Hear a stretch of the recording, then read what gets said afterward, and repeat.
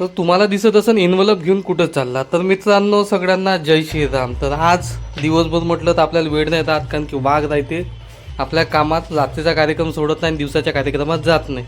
तर आपण आलो होतो एका लहान भावाच्या लग्नामध्ये. लग्न प्लस रिसेप्शन होतं. लग्न होतं आपलं कवडापूर खुर्सापरला.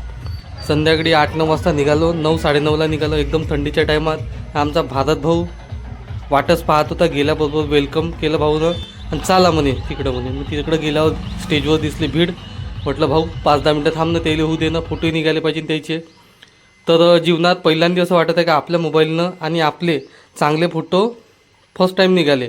तर फोटो तुम्ही पाहू शकता. फोटो एकदम जबरदस्त. आपला लहान भाऊ खुश, कारण की भाऊचं लव्ह मॅरेज आहे. भाऊ एकदम खुश आणि भाऊ खुश तर आपण खुश.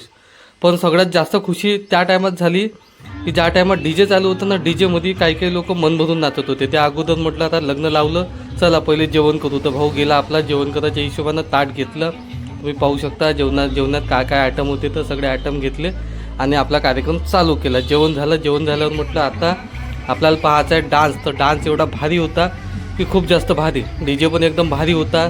धुमाल झाला अगोदर, धुमाल आपण मिस केला.